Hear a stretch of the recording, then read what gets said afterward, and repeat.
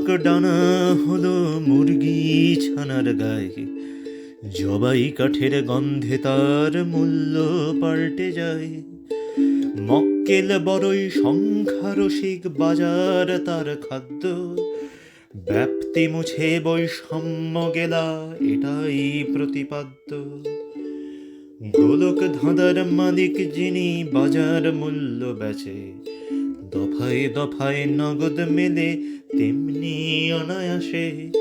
পুঁজিপতির আত্মীয়তার সুনাম করাই উচিত, দোষদর্শী ফসকে গেলে মুরগি থাকাই নিশ্চিত।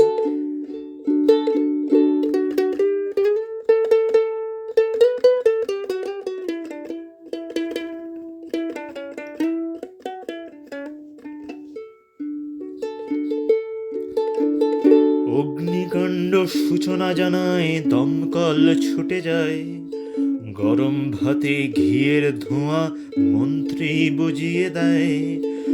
খবর পড়েন কাঠপুতুলি, পরিবেশনায় তীরন্দাজ, জবাই কাঠের পচা ফালিতেই ওনার গঠন সাজ।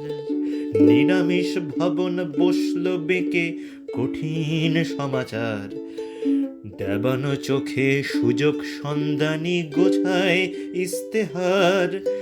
সিংহনাদ শুনতে শুনতে গোলক নেচে যায়, লক্ষ লক্ষ রক্তপালক শুধুই আমিষ খেতে চায়।